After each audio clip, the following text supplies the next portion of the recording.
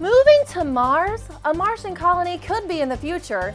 Did the U.S. plan to blow up the moon? And now Siri is in your car too? You just can't get away from her. All that and more coming up on the Daily Orbit. Hello and welcome to the Daily Orbit. I'm Emerald Robinson. Looks like our little Martian man could be getting some company within the next 20 years. SpaceX founder Elon Musk has announced his plans to colonize Mars with 80,000 people within the next 20 years. As the pilgrims forge to the new world in the Mayflower, Musk's initial group of 10 pioneers will be transported to the red planet through a reusable rocket powered by liquid oxygen and methane. The rocket will also carry equipment to build a sustainable colony for future generations. The company is working on a prototype shuttle called Grasshopper, which is already in the testing phase. How much would a ticket to Mars set you back? 500 G's. Honestly, not too much considering you're moving to Mars.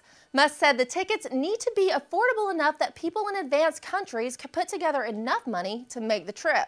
I'm packing my bags and moving west, far, far west to Mars. And in more bizarre space news, two large news outlets are reporting that the U.S. had planned a mission to blow up the moon in the 1950s to scare the Soviets into believing we could do much, much worse to them. Talk about a dramatic effect. The Soviet Union had just launched their first artificial satellite, Sputnik 1. According to reports, the plan was to send an atomic bomb on the 238,000-mile trek to the moon. The plan was scrapped as calculation determined it was way too dangerous to lob a nuclear weapon into the sky. Go figure. Besides, one scientist determined it would take upwards of 600 billion king bombs to destroy the moon. And what's your greatest personal impact on the planet? It's not driving your car around town, believe it or not. New research says eating causes the biggest footprint. Half the planet is already degraded and we're losing 75 to 100 billion tons of topsoil a year. And since it takes thousands of years to reform, let's just say it's not getting replaced anytime soon. Some scientists say that we could run short of good farming soils within 50 to 70 years.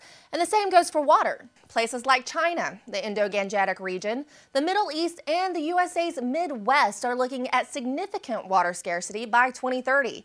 Scientists say that the scarcities of water, land, oil, nutrients, technology, fish, and finance are now acting in synergy, causing the food shortage to likely happen more quickly and unpredictably than most people realize.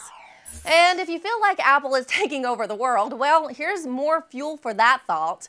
General Motors announced that they will be bringing Apple's Siri to two of their automobiles next year. Its 84-horsepower urban commuter, the Spark, and the Chevy Sonic. The eyes-free technology will allow drivers to keep their eyes on the road by pairing their iPhone 4S and iPhone 5s via Bluetooth with the Chevy MyLink infotainment center.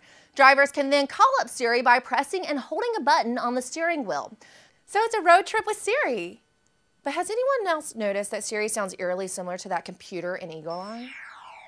And today's forecast looks like the Midwest can expect an 80% chance of the flu, so you might want to have your antibacterial gel on hand.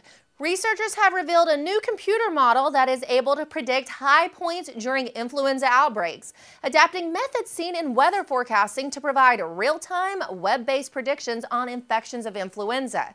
They say that like preparing for the chance of rain by carrying our umbrellas, we will develop a similar comfort level with flu forecasts and prepare to protect ourselves in response. The researchers discovered that their method can help them predict a flu outbreak as early as 7 weeks in advance. That's it for your Daily Orbit today. Can't be too careful.